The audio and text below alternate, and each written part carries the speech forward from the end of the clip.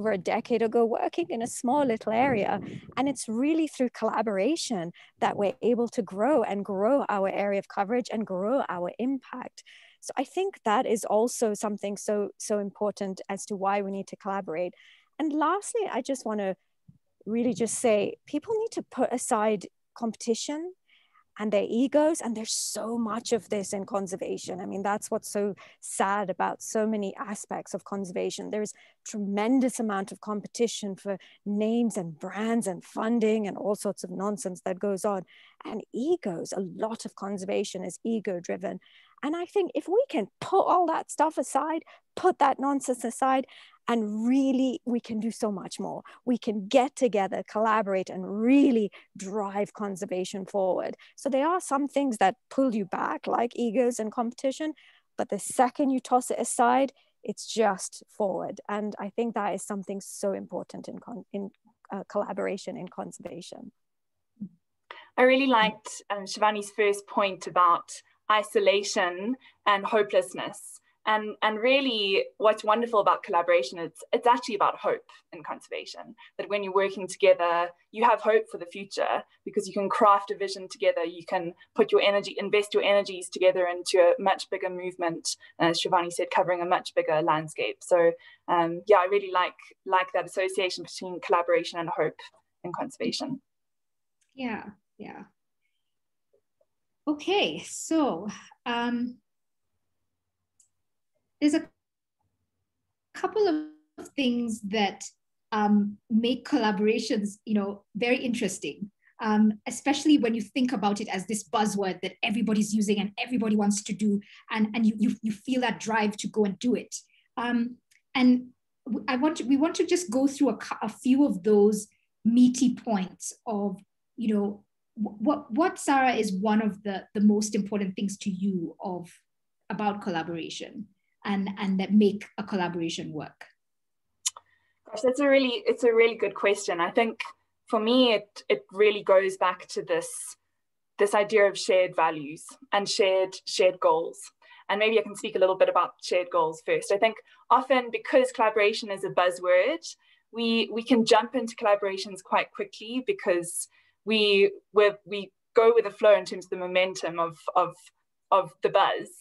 And really, we don't stop to sit down together and say, what are our shared goals? Really map those out, both for the short term, the medium term, and into the long term. And I think this really speaks to the purpose behind a specific collaboration.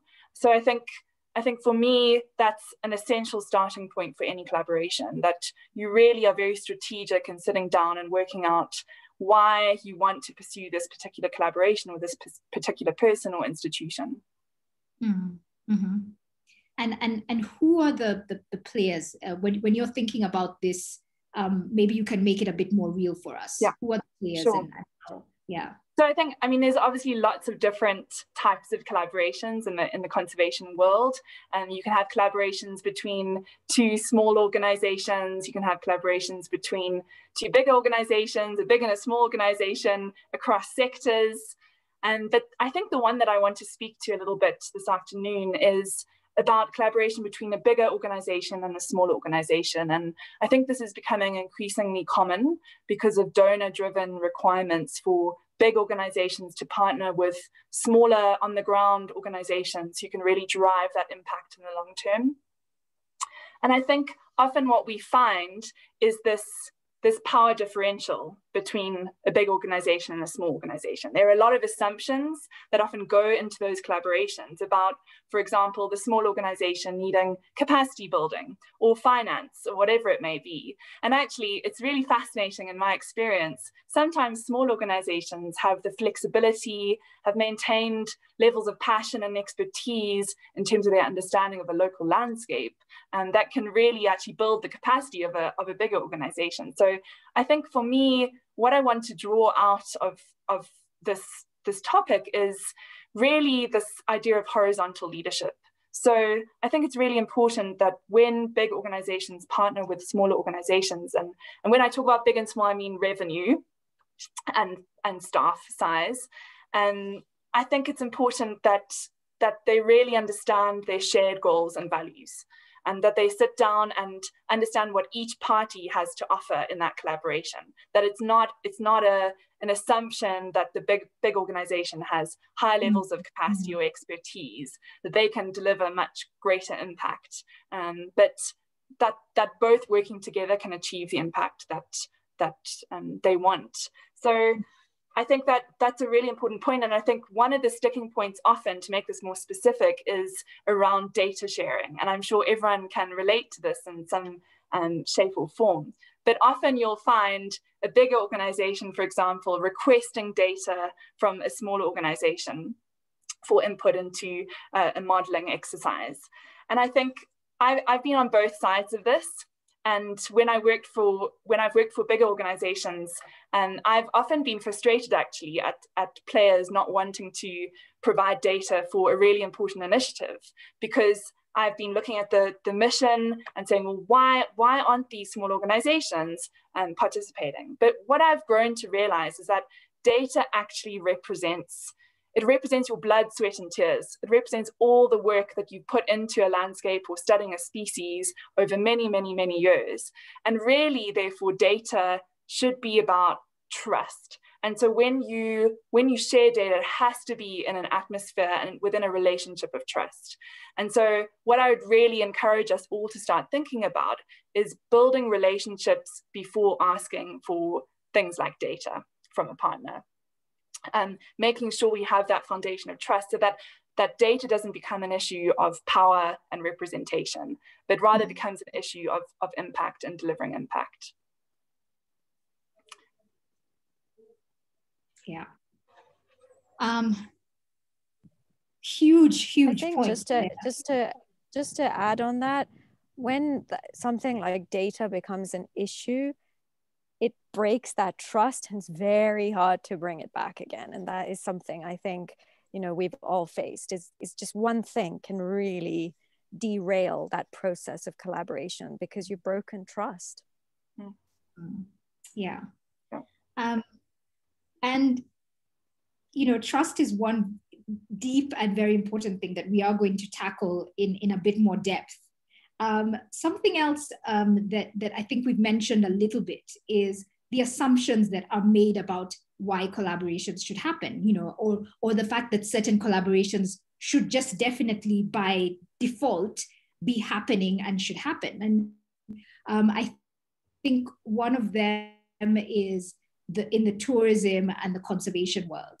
The conservation world is kind of expected to work with the tourism world just by design, that we should be, jumping at any opportunity to collaborate with the tourism world. And I think it is very important, but it does get to a point where we do need to take a step back and ask the why and really explore those assumptions, because the impacts can be great on both sides. And I don't know if Shivani, you want to say a couple of words on this. Yeah, I mean, it's a tricky one. And I think also media is sort of similar as to the tourism aspect to this. But I think often we might actually have different goals. And when they're not communicated well enough to you, the tourism industry obviously has a strong business goal, of course. And sometimes they just don't align with conservation. And I think from our experience, we have had some pretty difficult experiences where those attempts at trying to form a collaboration never felt genuine, and we actually have been used. I mean, our name has been used. We've been written about when we didn't even know we were being written about. And I think we have to be very careful. We've got to be very transparent. What do we want from this? For us, for sure. I mean, it's just felt not genuine, and we have felt used in the past. But it's not all doom and gloom. I think Sarah, what do you think? Yeah, so I think it's a really interesting point. I think it's easy maybe to paint the tourism sector with a broad brushstroke, but I think where those goals are made clear, where the tourism industry is very clearly about business, of course, but also about conservation and that longer term vision for a particular landscape, I think then there is a real entry point for working together. And I think I think perhaps what we need is for the tourism sector and the conservation sector to sit down and really think about that shared vision for the particular landscape that we're talking about, so that we can create those truly humble and effective collaborations that we need for our landscapes. But I think it is very much about articulating those goals and being clear about them. Yeah. And I think that the honesty to have these discussions is very important. I'm grateful last year when we had the university symposium on conservation, we had Judy Kefagona come in to talk about, I mean, she is a tourism expert and somebody who's worked in the tourism world for over 2 decades, and really just sharing very openly about some of the struggles that the tourism world has with the conservation world, and hearing, you know, the opposite from the other side, I think is so important when you want to create those shared goals, because you have to be very honest, you have to be very vulnerable, and those are things that are in short supply sometimes when it comes to these sorts of relationships. People just jump in and you want to talk about the top level things, but you know, you really have to get to the honest part and talk about limitations and really set the stage for how that relationship can happen. And when it does, it's phenomenal. It really can be phenomenal. In order to set that stage, in order to get to that, you know, leaders have to meet. And leaders have to sit down to talk about what's needed. And I think sometimes this is where the rubber meets the road. I'd love thoughts on this before I share mine. Yeah, so maybe I'll jump in here. I think what I've learned over the years is that collaboration is actually about people. It's between people and not primarily between institutions. And I think that's so important, because I think when we view it as collaboration between people, we really take the time to understand our personalities, our different expertise that we bring to the table. And then it's not about brand and representation and kind of this brand race to make sure that your logo sits at the top of a page. And it's really about understanding personality. And I think when we're at that stage, we can really create this sort of intimacy, and I know we're going to talk about that later on in the conversation, but this intimacy that creates trust and then allows those institutions to build effective programs of work upon that trust. And so, yeah, I think I'd really implore us all to start thinking about collaboration as about people first and institutions second. Yeah, well, I think it's a good time to wear one's heart on my sleeve and talk about, you know, mistakes that have been made, and mistakes that I've made as well, when it comes to this. When you're in a certain environment, or when I was in a certain environment where, you know, being in an institution was really about a show of force. It was about power. It was about, you know, really coming out strongly because everybody else in the whole community was doing that, coming out very strongly, as you say, about brands and all of that. And, you know, I remember once rewriting an entire press release and being so angry with a collaboration that had happened between very many diverse partners, big organizations, small organizations, government institutions, all sorts of people had been involved. And, you know, I was rewriting it to kind of show how strong our part of that partnership was. And, you know, I look back and I think, oh gosh, that's really not what I would want to see in any collaboration now. And it's so hard to pull back when that's how your mind starts to work. Yesterday, I was just editing a little part of the website where you start to use the language of war. You start to use this language of we are the head, we are the front, we are the this. And I found some language that I don't even know when I'd written. And I'm like, oh dear, we need to take this out because this is, these are the little things that you have to do to, remove these egos and this part of, the wrong sort of leadership from how you work and how you function. I also wanted to say that one of the things, I don't know, I'll stay on this topic for a second, but one of the things that really is an issue is when personalities clash. And sometimes personalities clash because leaders don't actually know who they are and how they tick. And I think we've spent a lot of time really understanding ourselves and understanding ourselves as leaders. And it's been a great journey, and it's a really very good use of our time to understand that actually, I get really upset with this because I am a very intuitive person, for example, or I'm an introvert, or I am, something that, when somebody else is speaking and I'm an introvert, I should not be speaking for introverts, I'm clearly not. It upsets people. It would upset you if I'm just nattering on and on. And so if we're supposed to be forming a collaboration, I have to figure out how to step back to make sure that people can really be part of this. Yeah, I think that's such a good point. And I have an interesting example also about an introvert and an extrovert co-managing a conservancy.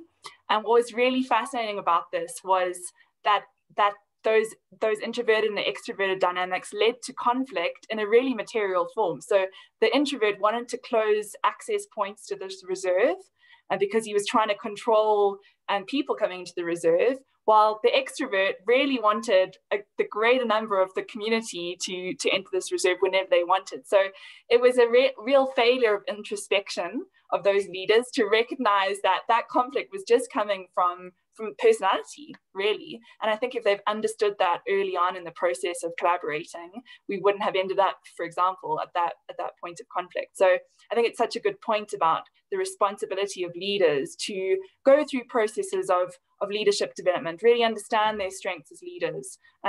Do go through processes like StrengthsFinder, for example, Myers-Briggs, or various other personality programs to really discover yourself, so that when you're entering into a collaboration, you know how to temper parts of your personality and then really bring out other parts of your personality when that's needed. Yeah.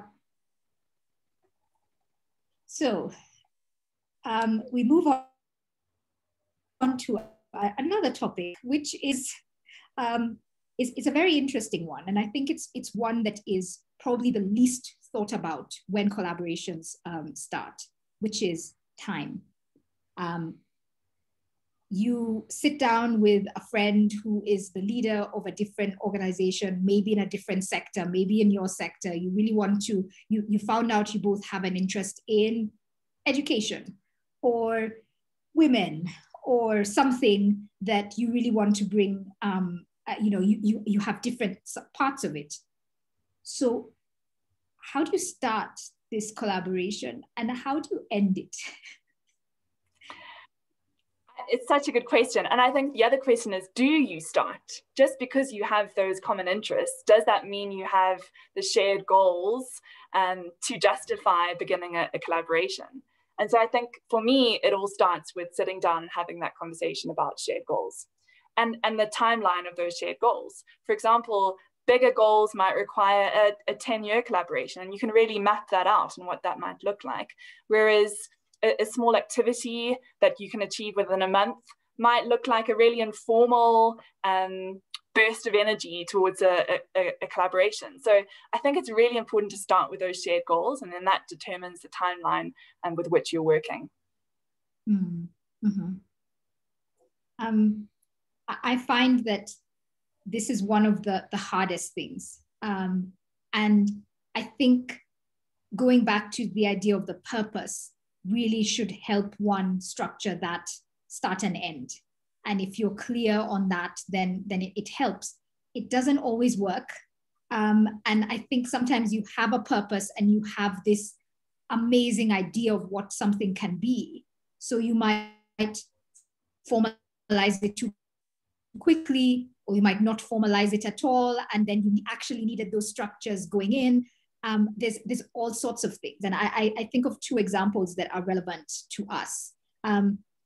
We get approached all the time, and we're not saying that we don't want to be approached. Please carry on approaching us for things, but we get approached all the time with people who really want to help, and I think that's already an amazing thing, that people look at conservation, they look at what you're doing, and they're like, we want to be part of it. We really want to do this work with you, and we love that.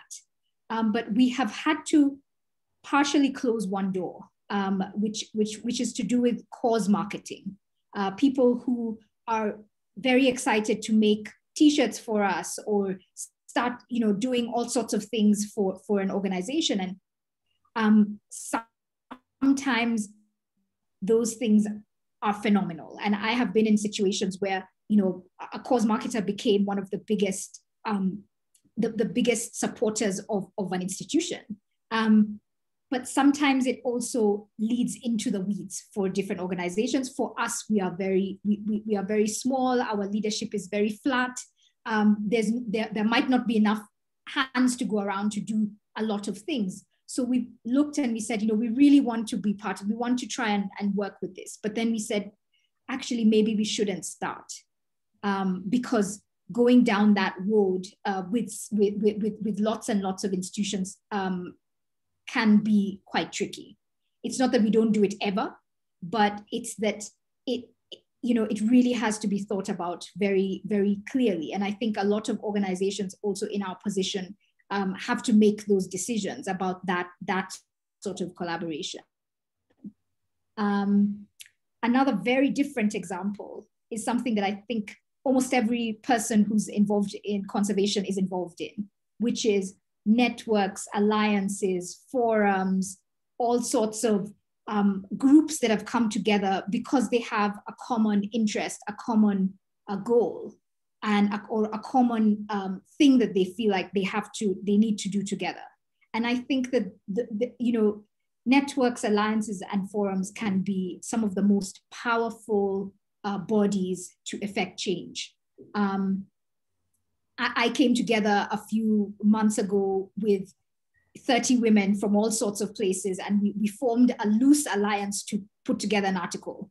And the article came out, and we're very proud of the work that it's managed to do, and it's great.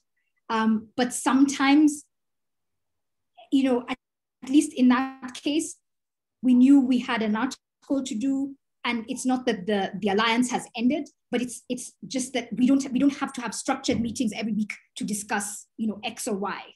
And sometimes things are set out in that sort of a way, that sort of a structured way that might not work, and that might outlive the purpose of the thing that you wanted to do. Yeah, and maybe if I can jump in there, I think there's a real importance of review. So I think none of us should be afraid to come back to a collaboration and say, look, our goalpost has shifted. We need to think about this collaboration in a new way. We need to pivot towards a new goal, for example, or we need to close this collaboration as it currently is and reinitiate a collaboration, maybe bringing on some new members to take us in the direction that we want to go in. And I think this is really important considering the amount of change that we're seeing in the world today in terms of issues like climate change, like pandemics, and all the development that we're seeing in the various landscapes in which we work. I think it's really important that we constantly review our collaborations and partnerships really in shorter timeframes. And I think strategic processes of planning and conservation are really changing from long-term to shorter-term goals. And I think we need to apply that to collaboration also, and think in the long term. Of course, we have to have long-term vision, but really make sure that we're delivering our collaborations in shorter term packages, so that gives us an opportunity to pivot when we need to pivot. Yeah. And what happens in between? It's a great question. So I mean, what sustains collaborations, and particularly collaborations that you know are worth it, you know will help achieve that end goal? What is the glue that holds everything together? And Resson, I know you have some thoughts on this. Yeah. I mean, I think I will stick to your idea of this constant review and constant change of every day or every week really thinking about how this is useful. And when it comes to what sustains the collaboration, we go back to a word that we used severally in this conversation, which is trust. And I use this example that two organizations are collaborating, and one leader comes to the other leader and says to them, look, this is just not working. Thank you so much, but we have to pull out because we just don't trust you. I think that is one of the most emotive and also heartbreaking thing to hear. This is an organizational thing, but imagine if you were called into your boss's office and told that, sorry, we're taking you off this particular job because we don't trust you. It's one of the most painful things to hear that you are not trusted. But it's also one of the most difficult things to unpack. And I listened recently to a very interesting podcast, and I think we're going to pop it into the chat. And it was by Brené Brown, and she defined trust as choosing to make something that is important to you vulnerable to the actions of somebody else. For me, that really helped me understand what trust is. Like, what does it mean to break trust? What does it mean to actually trust someone? I'm handing over something that is really important. I'm giving it to you, and I have a card here. This is trust, and I'm giving it to the people here, and it's very important to me. But I'm making it vulnerable to the actions of everybody out here. And so what Brené Brown did is she broke that down, and we'll pop the whole thing into the chat. So please go ahead and watch the whole Brené Brown thing. It's just 9 minutes, but for me, it was life-changing. And she said that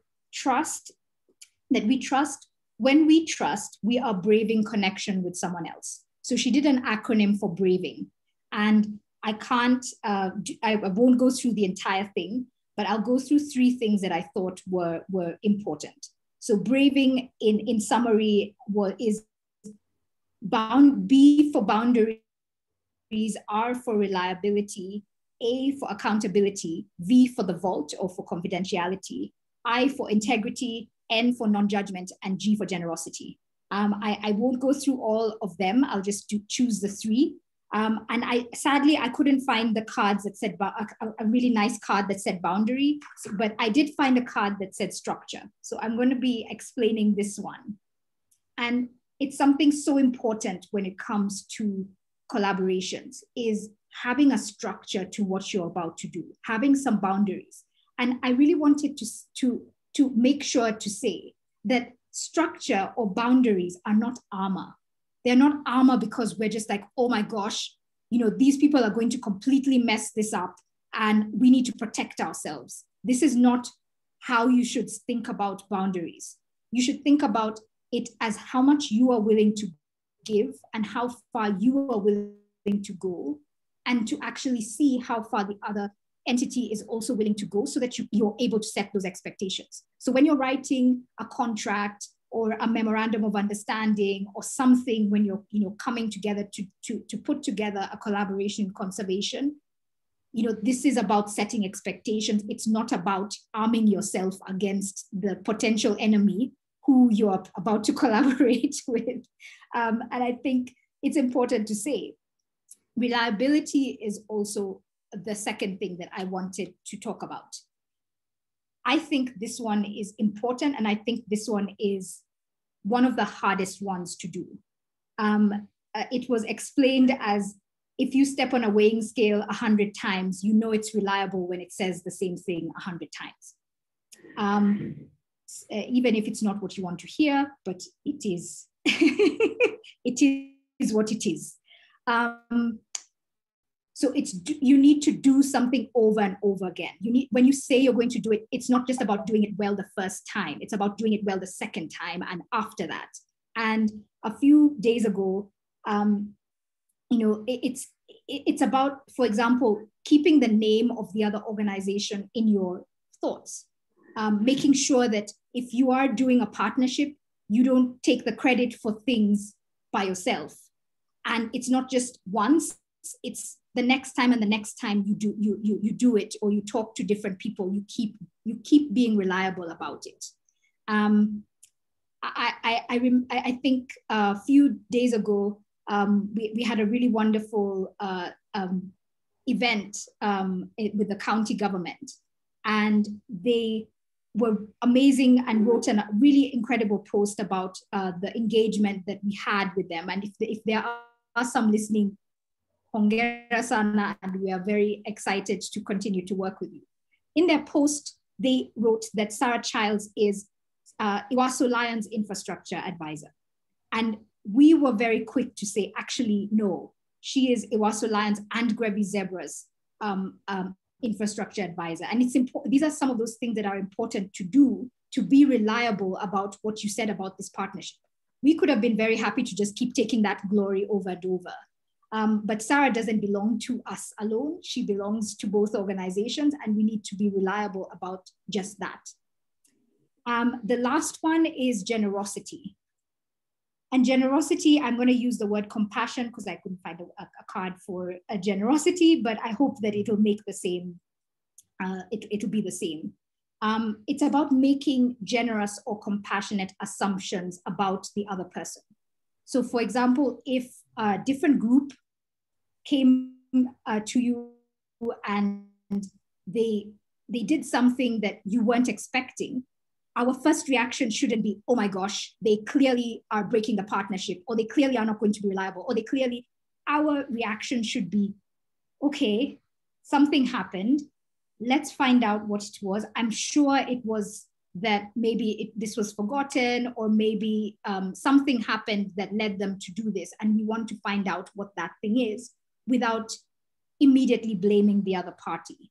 And that's what breaks trust often and over, is when you assume the worst of the other person. You have no compassion for the other person. I've been talking long, please carry on. I think if I can jump in here, I think one other value that I really value when it comes to collaborations is staying mission focused. And I've seen lots of examples in my career so far of collaborators really fighting over things that are not relevant to the goals. And I think when you can bring the conversation back between collaborators to the mission, to the end result, to that payoff, I think that really cuts through the noise and allows everyone to start working harmoniously together again. So I think really in collaborations, again, along with that constant review, there has to be a constant reminding of all of the collaborators in terms of why they're collaborating. And sometimes we're quite fickle as humans. We end up going down our own paths of thought, and we're quite selfish also. And I think as part of that culture of collaboration, we really need to make sure that we remind ourselves of the purpose and of the mission. And I think that really removes the opportunity for ego and for arrogance and for conflict in collaborations.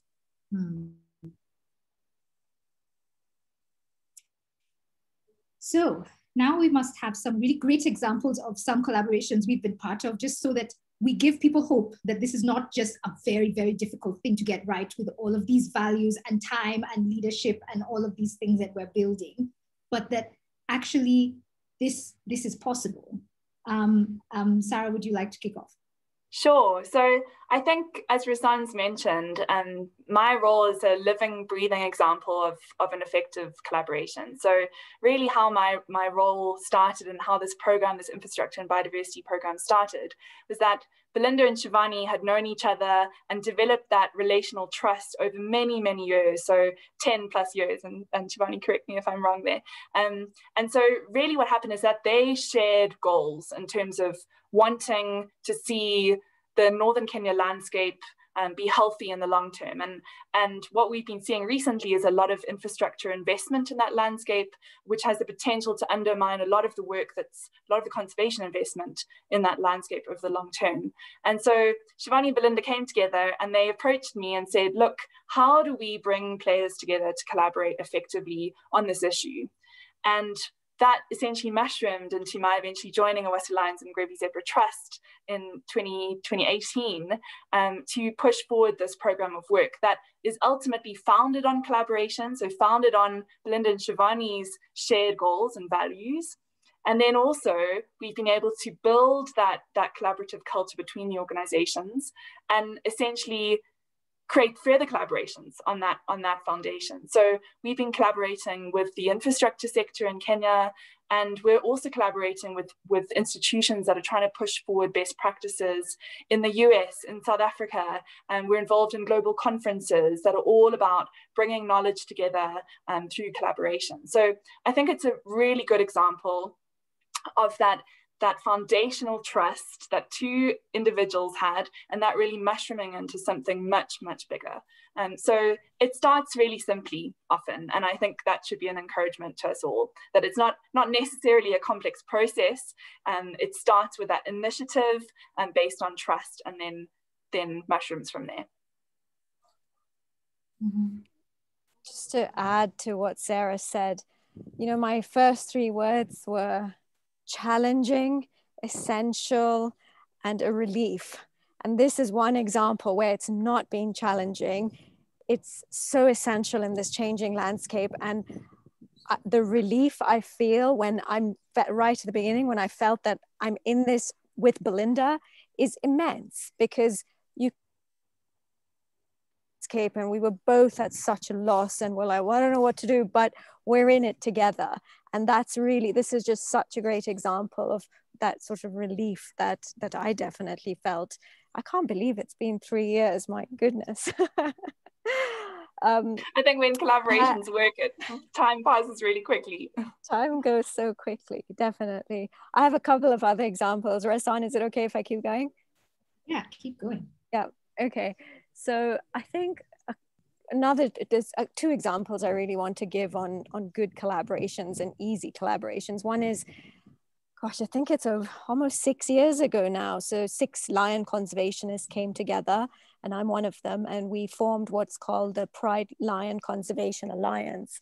And what Pride really is founded on, what its main principle is really trust. 6 of us have known each other. We come from, some are here in Kenya, some are in Tanzania, Mozambique, Zambia, we're scattered everywhere. But what really keeps us together is trust. And we have 100% trust, and we have this deep friendship with each other. And through that, what has happened over the last 6 years, we have done so much together. We have collaborated on even pulling off a conference together. We have fundraised together. There's so much knowledge sharing and support that we provide one another. I mean, that goes on.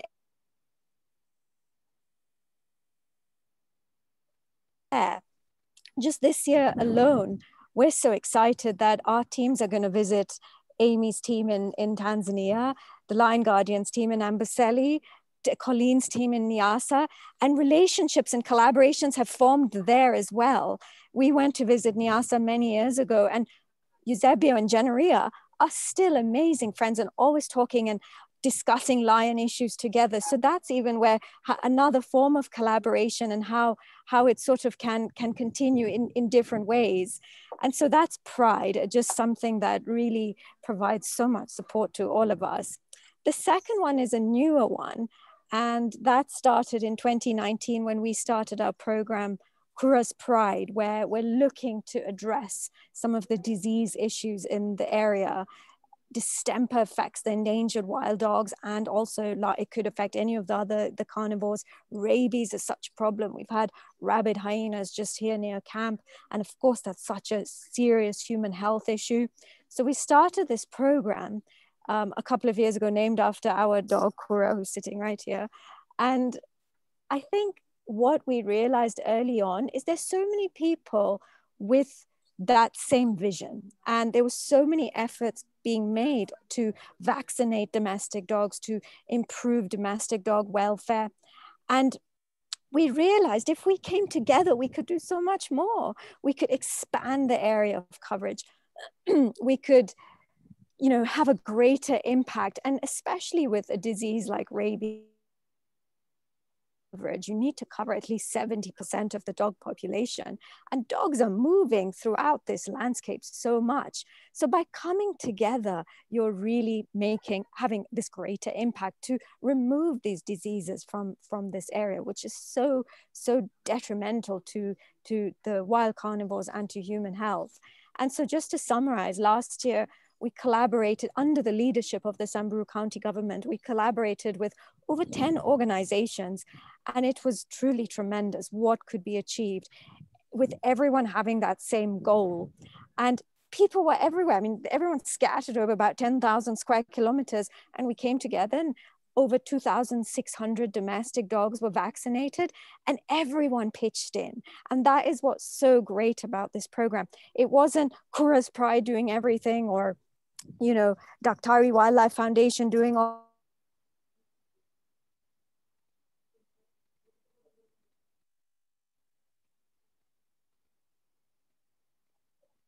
Oh, I think we lost Shivani briefly.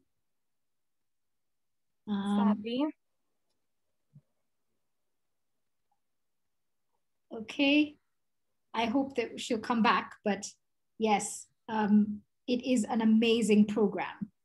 Thanks, Deb, for saying that. We're very proud of it, and very proud of our partners.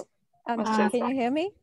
Yes, we can hear you now. Yes, we're back. Yes. Sorry, I think it's suddenly so windy. No, but I'll sum up by basically saying, really, when you come together, you can achieve so much. And our vaccinations are starting in the next month. And again, we're bringing everyone together. Everyone's got, agreements. I think, that's something that is so important in collaborations.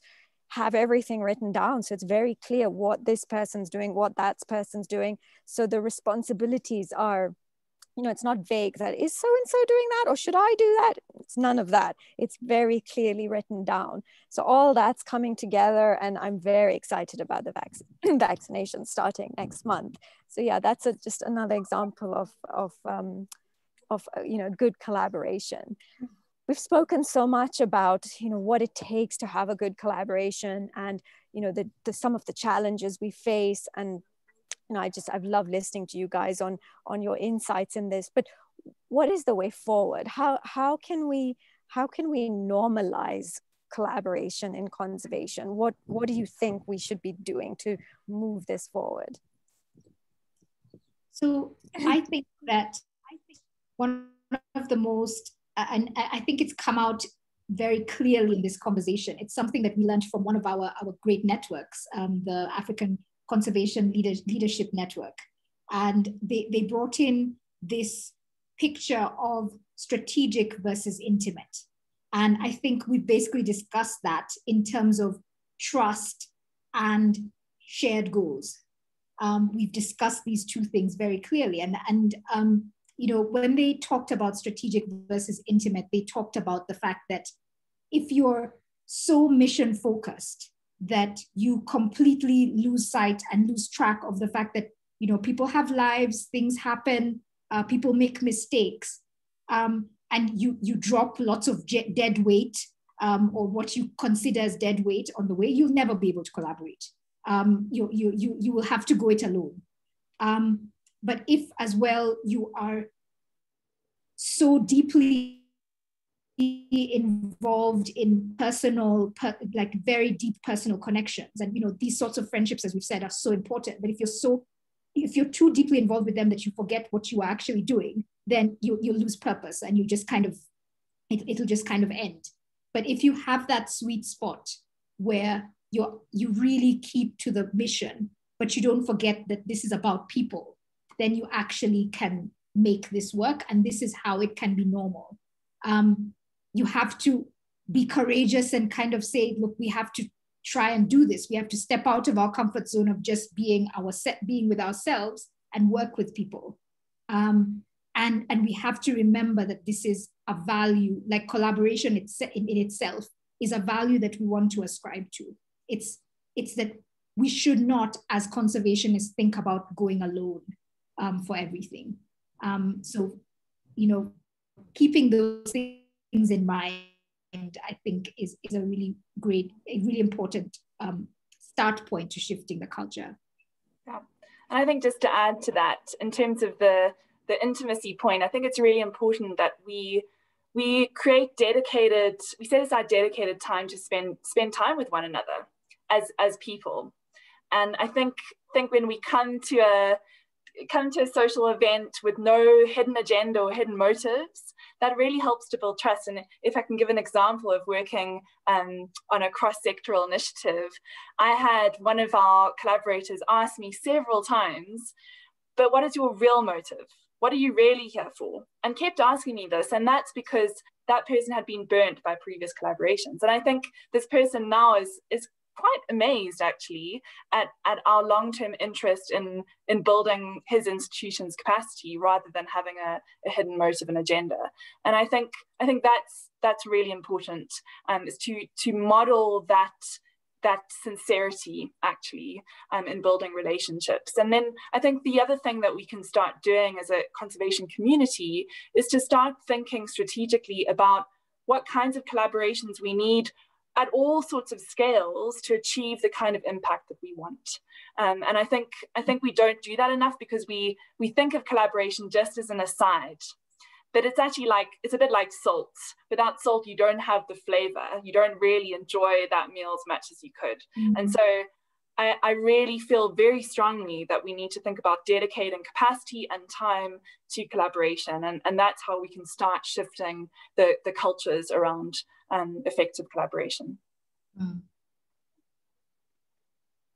It's really true. Yeah, you said salt. I think you used a different analogy before that I liked more, which was the baking powder. Without the baking powder, the cake will not rise. You will have a baked chapati, and I don't think we like baked chapatis very much.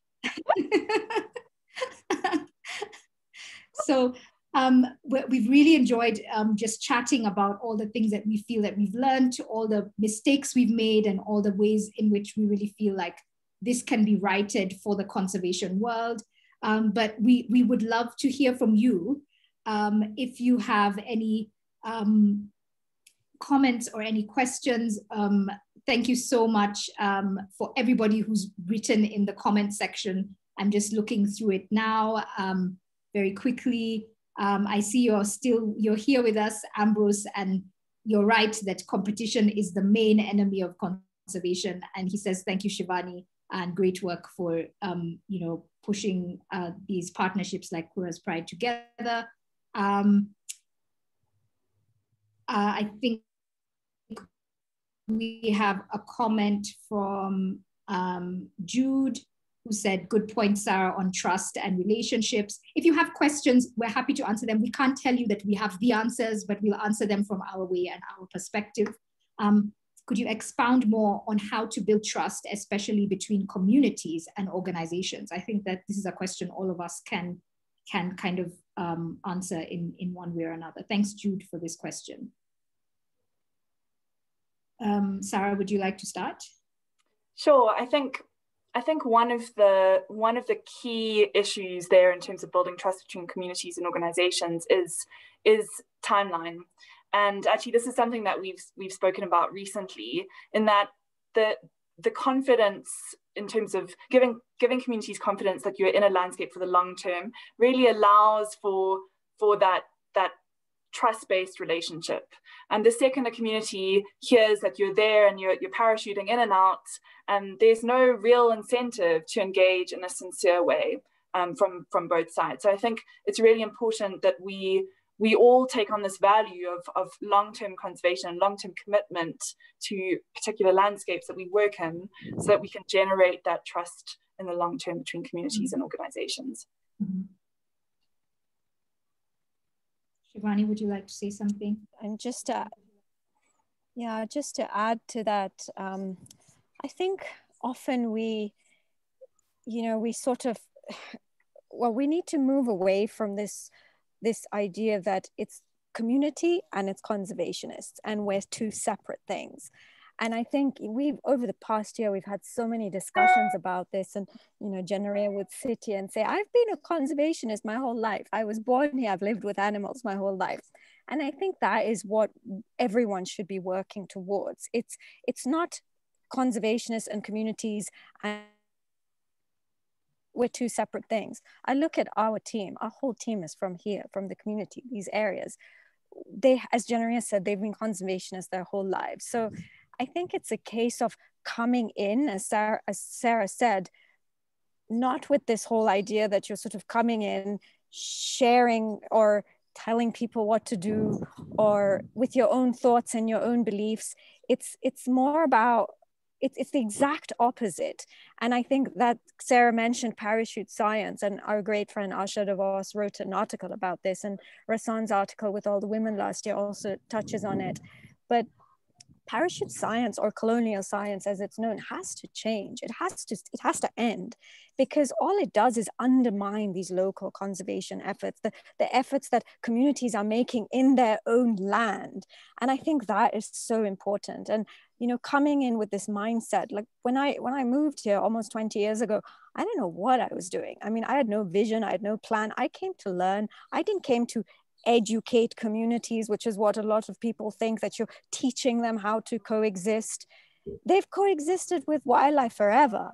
And so I think it's about mindsets. It's about really, it's changing the narrative. That's what it's really about. And then I'm talking about, but like you actually show it. Do you know what I'm trying to say? Like you might write about it, you talk about it, but you actually, it's there, it's in front of you. I don't know, what's the word I'm trying to think of, Resson? You model it. I mean. Yes, you model it. That's it. You model it. Oh my God, my head's not working. It's the heat. Yes, you model it. So I think that's really how you're building trust. So yeah, that's my 2 cents about that. Wonderful. Okay, I think a lot of people we're so glad that you've enjoyed this, and thank you, Luke, for sharing this with your undergraduate wildlife class. That's wonderful. Thank you, Deb, for feeling like our programs can be role models, and giving credit to all partners is such a valuable and valid way of being reliable and constantly making sure that we keep the trust. I think that we don't have any more questions, but we will be available to answer questions. If you pop them in the chat, we can look at the questions and write out some responses to you. But thank you so very much for joining us, everybody. And feel free to share this. It will be on our Facebook, so please feel free to share this with your networks. We'd love to just keep the conversation going and hear what people think.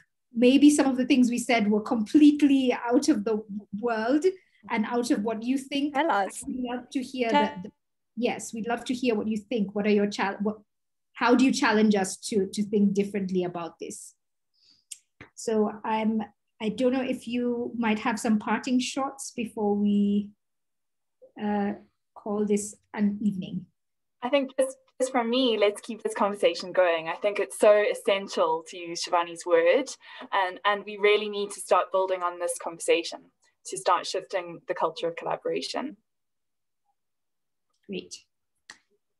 And may your collaborations be successful. May you enjoy your collaborations. May your success stories be constant and things that we hear about as well. For all the conservationists listening, And for all our friends and supporters around the world listening, thank you so much. We hope that the collaborations you have in your work are also as successful, and that some of the things we've talked about are transferable to the things that you do as well. Shivani? Oh, sorry, my connection just died. I lost you guys for about 40 seconds. We're just giving some parting shots. Ah, parting shots. Okay. Well, gosh, thank you everyone for joining us today. I was so excited to hear that Duke students are watching, and so many of our friends and supporters, Mary and Deb, and our great friends down in like Hip here with the leopard work. So amazing that you guys have all joined. Thank you so much. I think, you know, this was our second conversation, and I really enjoyed it. It's just, this is so much fun just to talk about, and it really gets us to think, you know. This is about really thinking about what's important in conservation. And it's, you know, last time we spoke about so many different things. This time we're focusing on collaborations, and these are the conversations we should be having, and they're so important going forward to really just keep going. So thank you all so much for joining us. And Resson and Sarah, you guys are amazing. It's so much fun doing this. I wish you were here though, doing this with me like we were last time. That was so much fun doing testing as we were sat around this shelf. But yes, next time hopefully we'll be together. But yes, you guys are just amazing, and it's just great to do this with you. So thank you all. Thank you, Resson and Sarah. And thank you to all the amazing partners that we collaborate with, that we are part of your networks, your alliances, all of the things that we do together. Thank you so much to everybody. Gonda, we will get to your question. I will answer it as soon as we're clear, but thank you so much. Bye, everyone. Bye. Look out for our next conversation.